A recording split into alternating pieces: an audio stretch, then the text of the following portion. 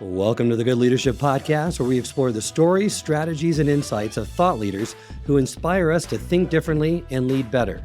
Through candid conversations and expert perspectives, we dive into the challenges, breakthroughs, and practical lessons that shape exceptional leadership. You started out with saying that the concept of personal branding often evokes mixed reactions. So unpack that for us and talk to us of why that's the case. I think when people think about personal branding, and I'd be curious what you think as well, Charles, I think they think of someone who's kind of loud, like marketing themselves a lot of the time. And often when you hear brand, you think of companies, so they're really out there, right? And I think over the past few years, we've seen this evolution where people are realizing, oh, personal brand is something, whether or not I'm trying to be on a stage or simply, still just be known in my company, a personal brand is something that we all need. I like to say it's something that we all already have. So it's just a matter of, do you want to be intentional about it, or do you want to let other people sort of define that for you? Another way to think about personal brand, I like to call it career brand. Maybe it feels a little bit more tied to your career and less like I'm out there trying to promote myself. And we all have a reputation. That's another way to think about it too, right? Brand is your reputation and what people are saying about you when you're not in the room. So you'd rather, I agree with you, rather be deliberate with that brand because you have one by default. Or just note that it's just something that you do have, and let's be deliberate in creating something that gives value to you. And it's not boasting or bragging. It's something that really is gonna help your career trajectory and make you into that leader that you want to be. And you but you have to be deliberate with it. So understanding these reactions helps us kind of to dive deeper into this balance. Dan Pink, you mentioned too in the book, which I love, because many people want to build this brand and they want to have a great brand. They want to be an influencer. And I had a recent podcast guest, Todd Henry, and I asked him the question of, why do their work or the work that they're putting out really, why doesn't it get recognized? And he says, Charles, this is going to be a simple answer. It's pretty blunt because it's not good enough. So Daniel Pink also emphasizes this point, right? The importance of consistently doing great work. That's the foundation of a strong brand. You can't have a strong brand or be an influencer if it doesn't start from that foundation. Yeah, that's such a great call out. So I had the pleasure of interviewing 3 dozen business experts, leaders such as Daniel Pink, and he said 80% of your brand is grounded in simply doing really great foundational work. And to your point, like you can put yourself out there, you can talk about yourself, but if foundationally you're not doing good work and people don't have good things to say about your work or what it's like working with you, what's the point of it all, right? Of sort of putting yourself out there. So you need to start with a really good foundation. People need to think highly of your work, of your expertise, of your skill. And then the hard part really is, how do I promote that? How do I make myself known once I have that foundational piece? And really, how does it align or challenge the modern emphasis of visibility and self-promotion? Because we want to do good work, but we really a lot of people shy away from that visibility part, right? Or being too self-promoting because they feel like it gives the world the wrong idea of why they're doing it. I grew up in a culture that sort of values the heads down work, not really being boastful, being more humble. Also, early in your career, I feel like, you don't get taught how to promote your work. You go through school and okay, I need to work hard, I need to get my good grades. And then you enter the workforce and you try to replicate that. And then you realize, oh, no one's really recognizing me, or I'm not getting the promotion, or I'm not advancing. So that visibility piece is key. And my book hopefully is going to be a resource to help people feel more comfortable speaking up. And again, like you said, Charles, not in a boastful way, but simply stating what you've done and leveraging that, show people learnings and wins you've had that they can use themselves. And there's a bunch of different ways where you can promote yourself and make it feel a little bit more genuine and maybe less boastful. But it's an important piece, right? Like if you don't, if no one sees your work, did it happen, right? So sort of that balance you need to find between making it known and then also still doing that good work. Well, and then having that mindset shift that you mentioned too, of becoming the CEO of your own career, putting the onus on yourself and recognizing and reframing kind of these beliefs to empower you to take greater ownership of your professional trajectory. Like what I said before, we go through school and we're working hard. And also in school, we know, okay, we go to the next grade and then we finish and we go to the next grade and we have this clear path set out for us. And when we enter the working world, I know I certainly thought, okay, if I work at a company for this number of years and I do good work, eventually that will lead to a promotion. And I talk about my story at the beginning of the book where I got promoted at LinkedIn after a year. I was so excited, and that was because of my great work. And I was expecting to get promoted again. And I was there for another 5 years and I didn't get promoted. And I couldn't figure out why I was so frustrated. I worked really hard. My coworkers liked me. Everything on paper seemed good. And what I was realizing was I was assuming certain things. Oh, I'm here for a certain amount of time. Oh, my manager likes me. Oh, my peers like me. I wasn't being proactive enough to figure out what did I need to do in order to be seen as that strategic leader, to be seen as someone who was ready for that next level beyond, okay, I just do what I'm told and I do great work. Well, and so we've already really highlighted this point of sharing accomplishments without bragging is crucial for showcasing your value, demonstrating your contributions. Let's get more granular. One or two strategies for highlighting those achievements in a way that's both authentic and impactful. The first thing is anytime you can ground your wins or the things that you've done in data and tie it to a company's bottom line, that's always a good thing, right? Company leaders want to know when you are helping the business and when you are impacting the bottom line. They're going to want to hear from you. So when you are simply reporting data or showing results, no one can really argue with that. That happened, and leadership wants to know about that. So grounding it in facts, data, instead of maybe more verbose or grandiose language, I think is always a good thing.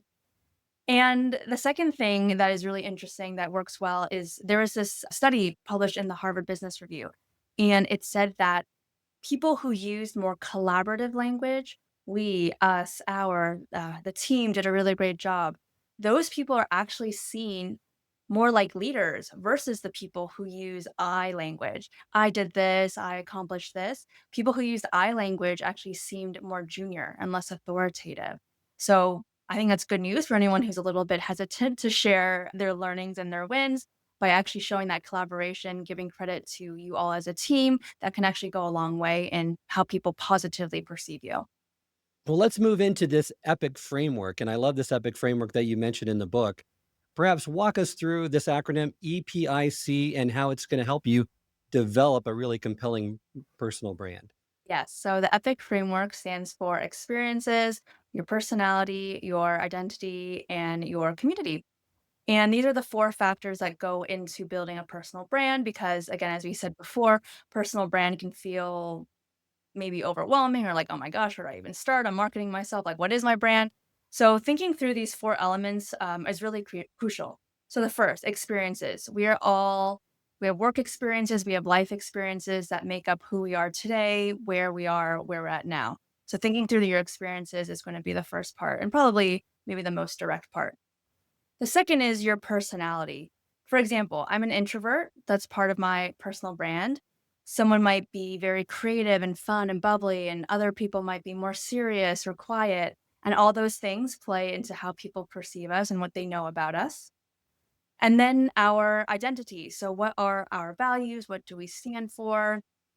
How do we like to operate and work? You lean on a lot on relationship building. You want to be a really reliable partner. You can also tap into your identity as, culturally, like I'm Asian American. That's like part of my identity as well. And then the last piece, which is perhaps the most crucial piece that people forget, is the community piece. And what happens is often people will say, okay, I want this to be my brand. This is going to be my brand. I want to be seen as strategic and super smart and reliable, all these great things, and it doesn't always align with how their community sees them. Now, we can come up with our brand on our own, but if our community does not see us in the way that we want to be seen, it's not working, right? Our brand inherently involves other people perceiving us a certain way. And so that C piece is important to check in with your community, check in with your managers, your peers, folks on LinkedIn. I want to come across this way. This is sort of the story I'm telling. This is how I want others to perceive me. Is this coming across in that way, or are you interpreting my brand as something else? And so thinking about those 4 criteria is a great place to start. And as a friend and previous guest on the podcast, Dory Clark says, it's always important to recognize that changing your brand takes more reps in people's minds than you think is necessary. So even Yes. though you've made this change, and that's true for any change, it takes a lot more of that to really make a difference in other people's lives and for them to recognize you as someone different. Exactly, yeah, Dory, like you mentioned, she's amazing. I think she's been on IMS before and also was interviewed for the book, and she makes a great point, right? Like, especially in our working world today, so many more distractions, especially with all of us working virtual. We're having our emails go off, our messages, there's like LinkedIn, there's like TikTok, there's just all these different things. And it's really hard to break through that noise. So you need to keep repeating it. You need to be very consistent with it. Don't think it's just a one and done thing. You have to keep repeating, have to keep reinforcing that with your community. And I love how you say to provide that clarity to our brand, you have to consider how to create a compelling introduction to highlight that value. And it's all about your unique, powerful introduction, your UPI. Yes, you are picking out all the all my favorite frameworks from the book. So, a UPI is, as you said, a unique and powerful introduction, and it's a really critical piece, whether we are jumping on a call and a senior leader is on there, or whether we are at a networking event. And I started thinking about this concept because I would get on calls, even with myself. And I remember when I joined Prezi and I was new and I was very literal. I would say my title, oh, I'm the editorial director here, or I'm head of editorial. And I realized it just wasn't conveying everything that I did. It didn't make me seem as authoritative, as credible as I wanted to, because I was dealing with a lot of external influencers and subject matter experts. So, slight tweak, right? If you're on a work call, instead of just, "Hi, I'm a job title at this company. I've been here for, 3 years." Instead, what are you trying to accomplish? So, for example, my switch of UPI was I lead the editorial team here at Prezi. We work with business leaders to help them create Prezi content that educates and inspires our millions of users. So short, still short and sweet, but now, Charles, you have like a much better sense of, oh, wow, the scope, hundreds of million or millions of people, right? Oh, you're creating content. Okay, that's what editorial does. So in a work context, just that small adjustment can not only make you seem authoritative, more confident, it can also help your coworkers get a better idea of what it is you do, right? Especially if you're a newer team, for example. And then at networking events as well, you could take that same thing or perhaps adjust it depending on the context, right? So instead of me now going to a networking event saying, "Oh, I'm a speaker, an author," I might say, "Oh, I'm really passionate about helping professionals go from overlooked to unforgettable." And that leaves a door open for people to say, "Oh, like tell me a little bit more about that." And you dig in versus, "Oh, I'm a speaker," and just sort of leave it at that. So just adding a little bit extra something to create intrigue, to also show that you're confident and show exactly what it is that you do. Love that, how that's your kind of your personal elevator pitch, really to promote your brand and make it more engaging and memorable. And part of your presence is really, in today's age, is around video presence. The impression you create on the video has fewer signals than an in-person interaction, but carries a lot of weight. And research based on virtual first impressions shows that they are long lasting and they are very slow to change. So, walk me through another acrostic that you put in the book regarding the three pillars of TEA, which are Yeah. tech, energy, and aesthetics, and how that can help you prepare you for video calls in a way that enhances your presence and brand. I created this acronym specifically because I do think video can be very overwhelming for a lot of people. It can be very nerve-wracking. And so I wanted to boil it down to only the essential pieces, right? If you're like, you don't have the mental bandwidth, you're pressed for time, here are the three things you need to remember. All right, tech. You can keep it simple. At the very least, you want a microphone because the sound in our laptops is not, or the microphones rather, are not very good. And so you want to have clear audio quality because people will forgive bad video, but not bad audio, right? If you can't hear someone, it's just what's the point of the call, right? If their video's off, you can still engage. So tech is an important piece, and you only need a few things, right? The microphone, the external webcam, ideally, perhaps a clicker if you're presenting a lot. So there's a few tech elements that I mentioned in the book that are critical to keep in mind, and you don't have to worry about all the bells and whistles beyond that. Energy. When we get on video calls, it is so easy. I put this in the book called RBF, Resting Business Face. And essentially what that is we're all at home, we're on our video calls, and just being at home, we're more relaxed. We don't f person's not there, so you're not getting that energy necessarily, and that results in us not having a lot of energy on camera, and we enter autopilot, "How are you?" "I'm good, how are you?" And just sort of stale conversations. You're already dreading the fact that you have to be on video, right? So bringing a little bit extra energy, smiling, just being a little bit more energetic than you think is necessary. You really need that to break through this barrier of the video screen. So there's different tips in the book as well around different energy aspects that you can implement to create a more engaging conversation. And then the last piece is aesthetics. And so the webcam is part of that also with tech, but you want to make sure, simple changes. Get more light. If you're in a dark room, you're going to look very unprofessional. You're going to, we don't want to make it look like we're in witness protection. We want to look bright. We want people to see our faces. We look younger with more light. It's just, we look better on camera, and you're going to feel better about yourself as well if you know you're looking good on camera. So things like lighting, making sure your framing is correct, having the right clothing to really make you pop on camera, all of those things are critical to making that really strong first impression. How can you incorporate simple techniques like smiling, using hand gestures, sense of humor to really boost that energy and create for a more memorable experience for your attendees or for your colleagues? Well, smiling is a really big one when it comes, I think, to presenting. So, obviously, of course, when you're in a one-on-one catch-up, smiling is important. But I think where people forget to show that positive smile, that positive feeling, is when they are presenting because they get so nervous. And this happened to me too when I started keynote speaking. Right, like I remember my speaking mentor told me, he gave me some feedback. Oh, smile a little bit more. You want to look like you're enjoying yourself. And so, I mean, that's part of it, right? Like we don't want to look miserable. We don't want to look scared. That energy translates into over to the audience. If we're smiling, they can see we're enjoying ourselves. They're going to be more likely to enjoy what you're talking about as well. And then you mentioned Charles hand gestures. That's such a big one. And I mentioned framing before with T. Part of the reason you want that great framing is to be able to show more of your hand gestures on camera. There's been some interesting research done that shows that when you show your palms on camera, when you show your hands on camera, you instantly appear more trustworthy, more likable, warmer, just all of these really positive things. And so it's such a simple adjustment to make to put your hands on camera, and it has all these positive benefits. And when you can show your hands on camera too, it does feel a little bit more like a natural in-person conversation, right? We want to avoid essentially sort of that like big head on camera situation where it's just your head taking up the entire screen and you're like, "Oh, this is too much." But when you show your hands, it's like there's more movement and they can see a little bit more of your body. It just feels a little bit more natural.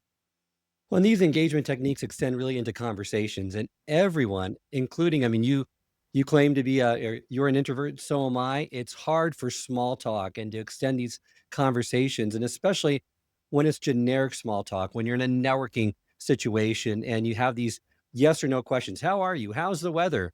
How can we transform the quality of these virtual conversations, small talk conversations, or live in person ones to help you stand out with possibly some creative opening questions that could spark maybe deeper engagement? Yes. So autopilot small talk, it's rough. I'm sure we've had those days where we're really tired and you're going through the motions. And that's why small talk gets such a bad rap because it is painful when it is on autopilot. However, small talk is such a important way to help us build relationships, to break the ice, to feel more connected to other people. And so there's a few things you can do. One is simply being aware that we're on autopilot and thinking of creative questions or small tweaks that are a little bit different than what we might ask, but not doesn't have to be like such an outrageous question, but just something a little bit different. So, for example, instead of saying, "Charles, how was your weekend?" and then you would likely say, "Oh, it was good. How was yours? Good, thanks." I might ask, "Charles, what was the highlight of your weekend?" And now you have to give me a little bit more information, and then, "Oh, you read of this book?" And like, "Oh, tell me more about that," or "You watched this show," or "You went for a run." Like, "Oh, tell me more." Now I'm learning more about you, and we're creating some conversation. So, being aware of the questions that you ask, and again, you just need some small tweaks, sometimes, but they can go a long way. The second thing that has been really helpful is this concept of conversational threading, where Charles, you answer me, and instead of giving a one word answer, oh, it was good, right? Let's say I ask you, how was your weekend? And you can say it was good, or you can say, it was really good. Oh, I actually ended up going for a run and I spent time with my family. And oh my gosh, the weather was so nice here. And now you've given me a few different threads to pull on, and that helps me create more conversation with you. and I'll add a few threads and then we go back and forth. So that's just a more intentional way to have these conversations and to make sure that the onus isn't on just one person to create the conversation and that's more back and forth. Let's move into LinkedIn because that's really part of branding these days. You're an expert. You have hundreds of thousands of followers. You've developed quite the following on it. But most employers and employees still get it wrong. They think of LinkedIn as only a place to get a job. And although it's definitely a place to do that or to announce a promotion, it's so much more. It's a landing page really to tell people about yourself and build your brand. And the platform's focus now is on content, on community, on conversation. So explain to our listeners why it's so important to have this profile and maybe some of the key pieces that you want to make sure are updated. Mhm. I was very excited to include a chapter about LinkedIn in my book. I feel like a lot of career books or none that I've seen include something about LinkedIn. And I feel like LinkedIn is such an important part of the conversation now. And to your point, it's part of our brand and it's also the virtual water cooler, our virtual, really the ultimate virtual office, I like to call it. And so it is a really critical part in our presence and creating an unforgettable presence and helping to own that personal brand story and the reputation that we have. And so, yes, LinkedIn, of course, is wonderful for jobs, but there's so much more you can do on the platform. I have met so many friends, so many partners, clients, just like a wealth of people. I have been thinking about this more and more this year. I just keep meeting more and more interesting people.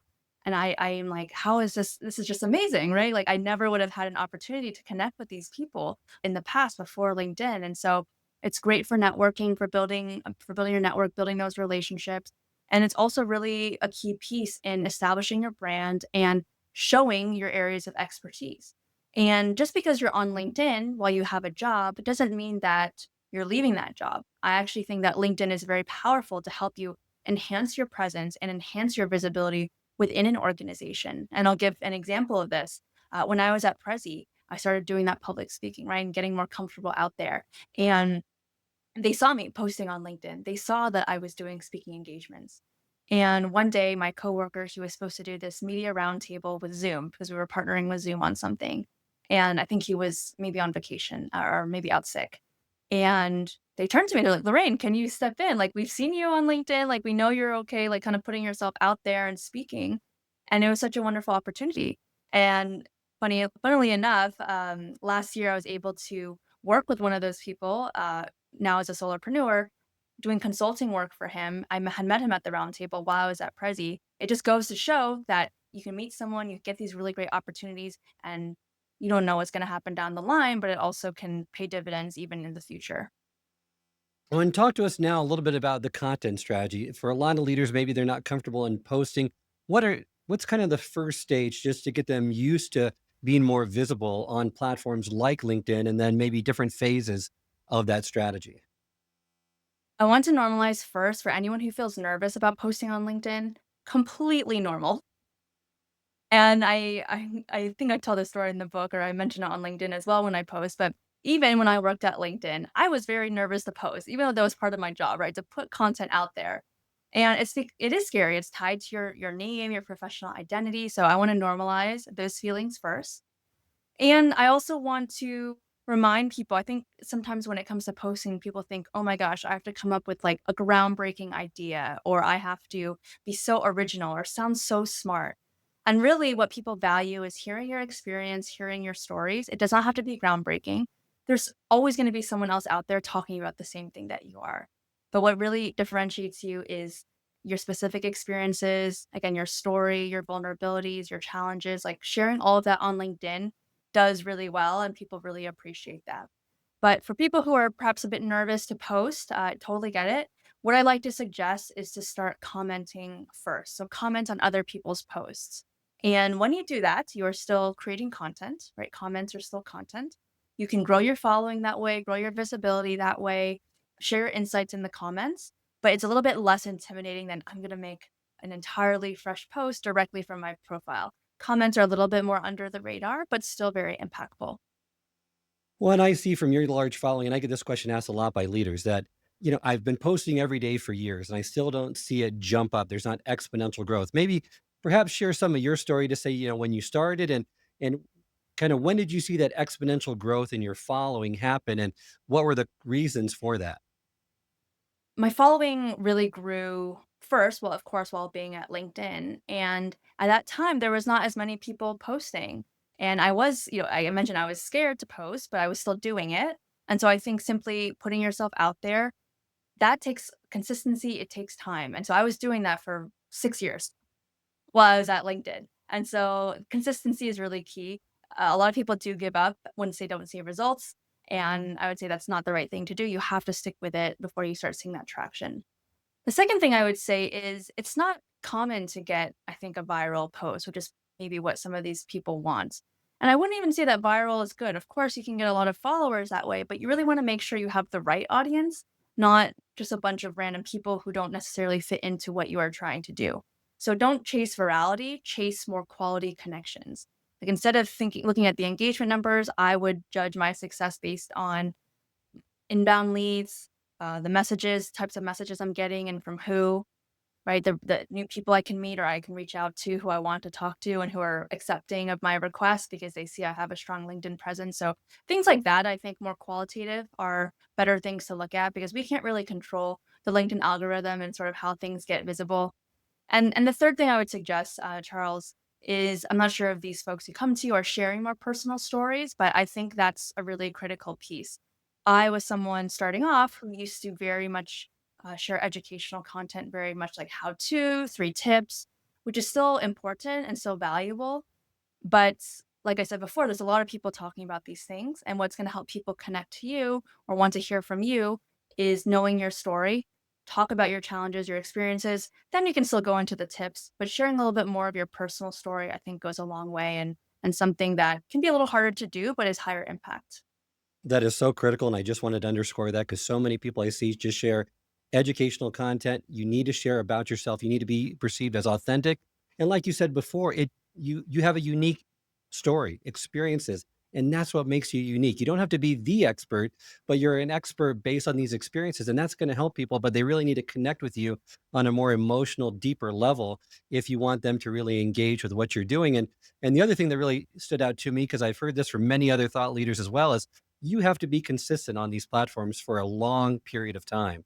You aren't going to get this kind of following that you have or others have by posting every other week a couple for 6 months to 8 months. It's every day for years. And if you play the long game, it's going to reap rewards and making sure that you connect well with your audience. I hope this episode has provided you with valuable insights. If it has, I ask you to share it with someone who would also benefit from it. If you've been enjoying and gaining knowledge from this podcast, then subscribe to our YouTube channel where you can find all the previous episodes of the podcast and additional learning resources. You can also subscribe to the podcast on Apple or Spotify and leave up to a 5-star review.